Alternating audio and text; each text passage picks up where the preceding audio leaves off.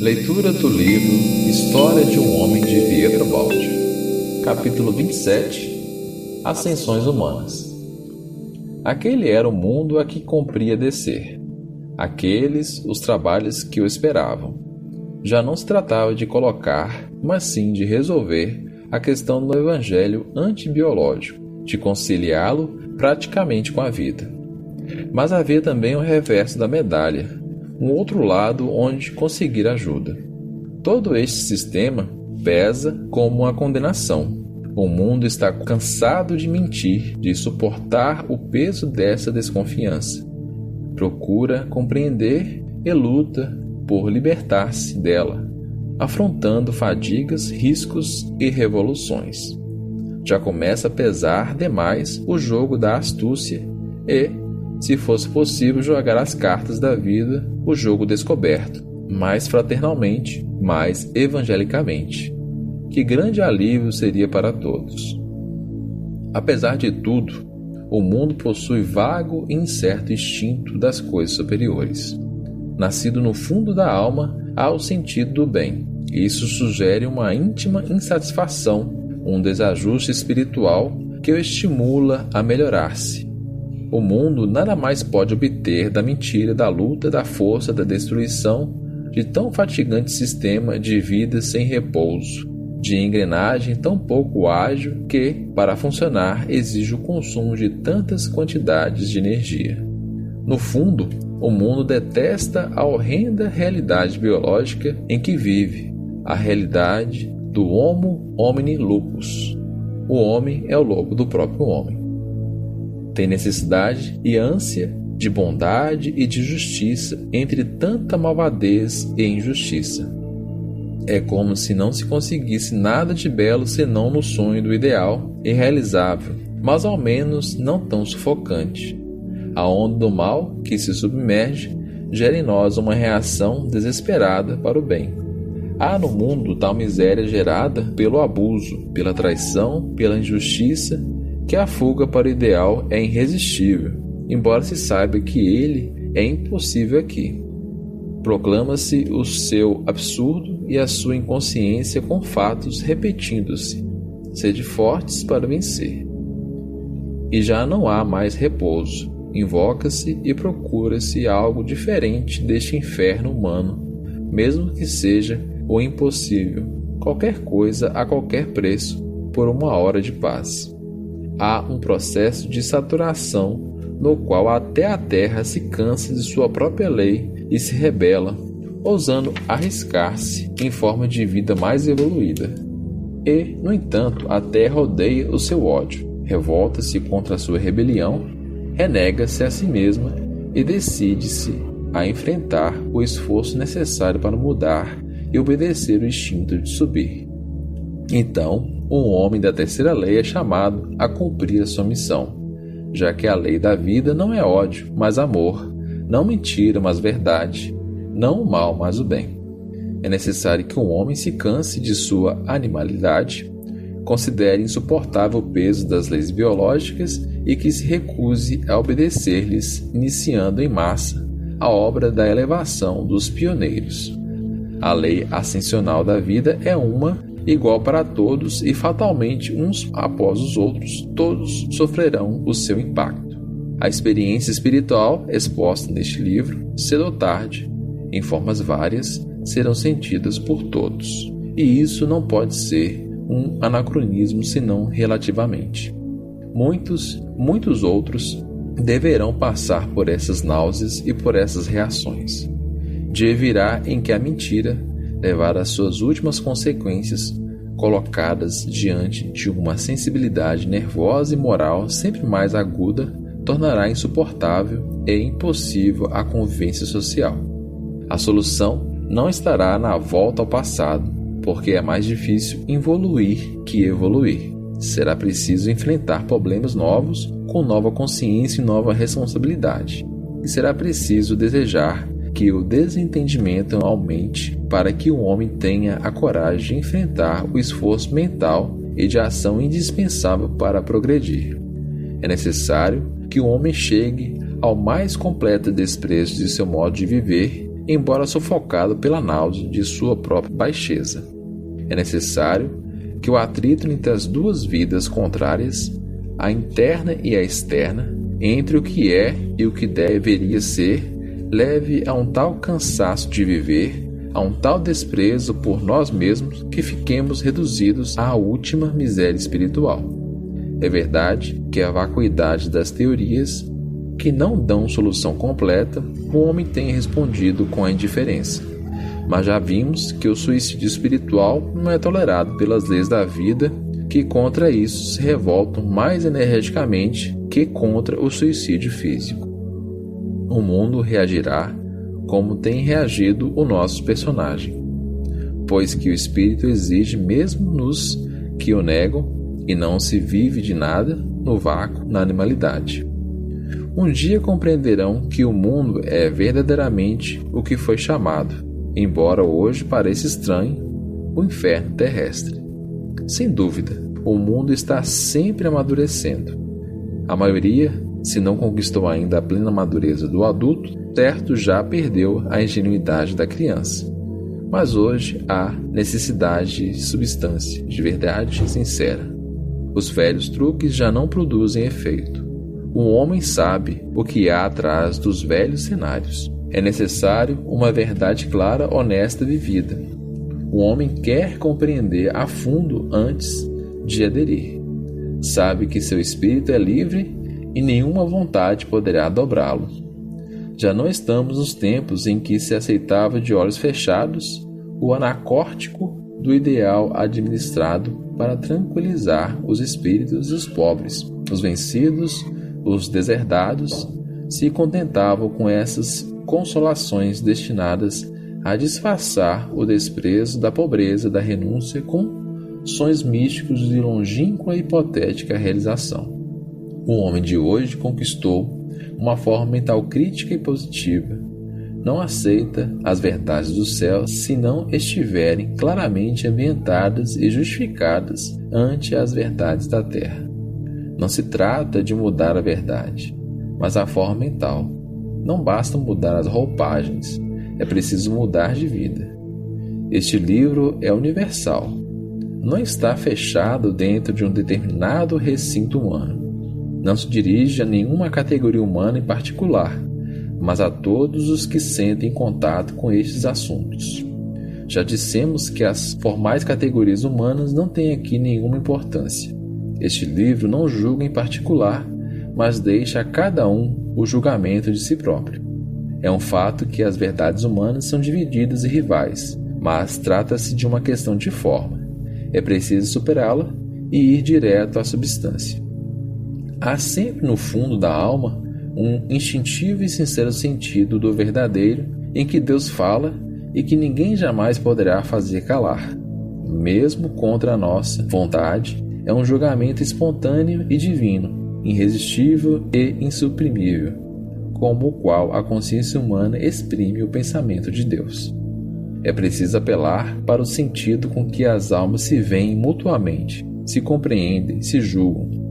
É preciso apelar para essa simples e sadia intuição que é a mais honesta e convincente medida das coisas. Sabedoria natural e divina que todos trazem em nós sem complicações eruditas de estudo. A consciência compreende e se deixa persuadir sem difíceis palavras, por meio das mais simples expressões, quando atrás destas há a convicção de que prega e, quando há, ao lado disso, o fato real e concreto do exemplo, porque este sim realmente persuade a todos, mesmo sem saber falar. Os recursos de oratória dos grandes oradores são vaidade do mundo, são ofensa ao sentido do bem e do verdadeiro. A pretensão de convencer apenas pela força da lógica é uma tentativa vã, porque o espírito é livre. Impor-se pela força ou por via racional é tentativa de violentar a consciência. É um atentado ao qual ela tem o dever de resistir como realmente resiste, por imposição do instinto, para se auscultar a si mesma, entre a prepotente palavra do homem e a espontânea palavra de Deus. Se queremos que o céu desça à terra, que o Evangelho não permaneça um absurdo antibiológico, se desejamos que o progresso se cumpra e a evolução amadureça os povos, não importa a terminologia com que se exprime o fenômeno. É necessário seguir a lei sob a qual estava agora o nosso personagem, cuja história não foi narrada aqui para a vã curiosidade dos leitores ou para a alegria literária do escritor. Enquanto sobre a terra se continuar a agir segundo as leis da terra, não importa que ideais se professam, com que luxo de erudição se defendam e com que coação de raciocínio se imponham. Enquanto não se começar a viver aqui segundo as leis do céu, este não poderá jamais descer à terra. E o reino dos céus, de que se deu notícia e exemplo, mas que deverá ser construído pelo homem, não virá nunca. A esmola piedosa que deixa um rico a grande distância do pobre não resolve nenhum problema, não anula nenhuma distância. Os que sabem e podem não esperam reformas, exemplos, julgamentos e deveres dos outros, mas começam por si e se põem a caminho fazendo em silêncio a pregação do exemplo. Doutos e ignorantes, todos compreendem a realidade vivida, a muda eloquência do exemplo, a força persuasiva dos fatos. A verdadeira verdade parece que refuga a sapiência erudita e prefere se revelar, sem complicações supérfluas, às almas virgens e simples. Há no homem comum, frequentemente, um sentido instintivo profundo que parece atingir, quem sabe como, as eternas fontes da vida, um sentido que conhece por intuição e por síntese, e sabe julgar sobre tudo quando ele se encontra ante a habitual realidade que é feita de ação. O futuro está no povo, nesse grande reservatório de germes dos quais tudo emerge. Se o povo é o receptáculo de todas as misérias, é também a reserva de todas as ascensões. Se é o fundo ao qual tudo desce, é também o humus em que tudo se elabora, onde tudo germina e revive.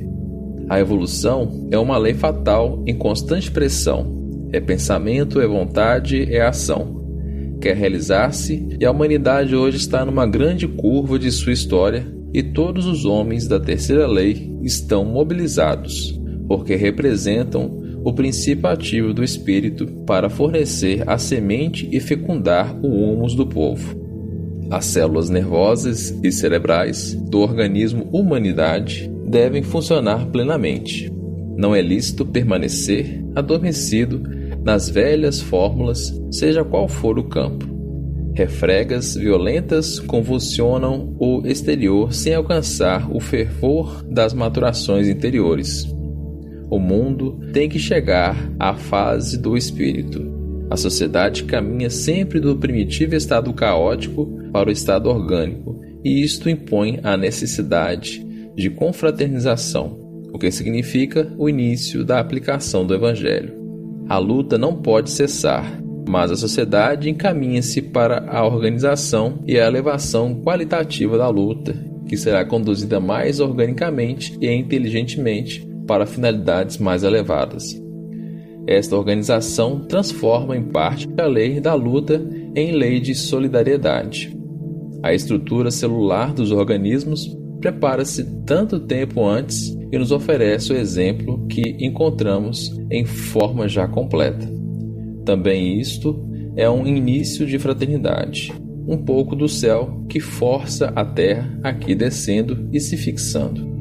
O espírito humano se encontra sempre mais a contragosto na ferocidade de formas de vida remanescente do passado, e a casca, sob a pressão interior, terá que rebentar. É claro que a velha realidade biológica é resistente. Aquele desajuste faz nascer as tentativas destinadas a desenvolver-se e fixar-se na raça. No fundo, o homem é sempre uma fera, mas tem tanta sede de progresso. A atual crise do mundo deve-se ao contraste entre um passado que não quer morrer e um futuro que não tem ainda força para nascer. Mas a humanidade habitua-se cada vez mais à marcha que leva da desordem para a ordem e se preocupa com a realização da justiça social, como já o predissera o Evangelho. A lei do progresso impõe fatalmente, apesar de todas as resistências, o caminho que vai do egoísmo ao altruísmo, do separatismo à solidariedade, da rivalidade à fraternidade, da mentira à verdade, da barbárie à civilização. Esta é a lei divina. Ao esforço do homem está confiada a sua realização sobre a terra para chegar ao reino do céu. No plano da criação, Deus quase deu ao homem este particular encargo. Entre os limites, o homem é operário, o executor dos planos divinos. A criação é contínua, no futuro como no passado. Criação que é evolução, ou seja, manifestação progressiva de divindade. Assim, o homem é o verdadeiro filho do Pai, colaborador do divino plano da criação. O esforço é grande, mas também o resultado será grande. É como se Deus tivesse dito ao homem: vai e trabalha este campo do universo. Ele já contém tudo: força, sementes, leis, pensamento e energia. Entrego-te. Transforma o caos em ordem. Isso significa reencontrar Deus. Provê para ti mesmo. Multiplica-te. Transforma em desordem de elementos desencadeados no mundo civil onde tu sejas o chefe. O mundo será como tu o quiseres fazer, como quiseres ser. Serás livre. Quem semear, colherá. Assim realizarás com a tua obra a manifestação de Deus. Conquistarás o caminho da redenção e reencontrarás Deus. Reconstrói. Esta será a tua redenção. Redime-te através de teu trabalho e da tua dor. Constrói o teu reino e ele será teu e serás rei. A visão radiosa de um futuro longínquo e melhor apareceu. Então os olhos do nosso personagem, depois de tantos trabalhos, ao fim do longo caminho, era o prêmio depois do trabalho, a alegria depois da dor, o reino dos céus depois da cruz. E ele compreendeu que o mundo não era mais um inferno de onde se deve fugir, mas um lugar de criação, onde cada rastro fica impresso e cada esforço frutifica, levando a Deus. A nossa construção não pertence ao passado, mas ao futuro, e é coisa que temos de realizar sem adormecer sobre as recordações, esperando o sinal e o auxílio do alto. Só os que subiram na escada da evolução e ajudaram os outros a subir não terão vivido em vão. Nenhum pensamento, nenhum ato nosso se perde. Feliz quem semeia o bem e desgraçado quem semeia o mal. E os que não tiveram semeado não colherão. O jogo curto da terra logo termina e resta o jogo a longo prazo do céu. Cada semente, segundo a sua natureza, dará o seu fruto, para o bem ou para o mal. Será o nosso fruto, o fruto dos nossos irmãos. Só o míope, o que vê a pequena distância da sua pequena vida, pode rir dos modelos ideais com que o mundo antecipa e realiza suas realizações futuras. Mas essa solidariedade entre as gerações, esta necessidade de coordenação e organização, indispensável para a realização da grande obra coletiva. A utilidade da cooperação entre os especializados, segundo suas capacidades. Em suma, uma concepção anti-egoísta e antisseparatista, mais fraterna da vida, se impõe também como problema utilitário ao homem de bom senso e a todos como coisa mais elevada, mais profícua, mais digna. Dentro de prazos mais longos, uma humanidade mais organizada, capaz de compreendê-lo e realizá-lo, o ideal se valoriza, perde o caráter utópico e se torna útil, prático, necessário. É fatal que o homem evoluindo alcance a consciência que hoje nem sempre tem desta mais vasta utilidade. Então ele trabalhará, lutará e se sacrificará por isso, como fazia antes por um pequeno egoísmo pessoal.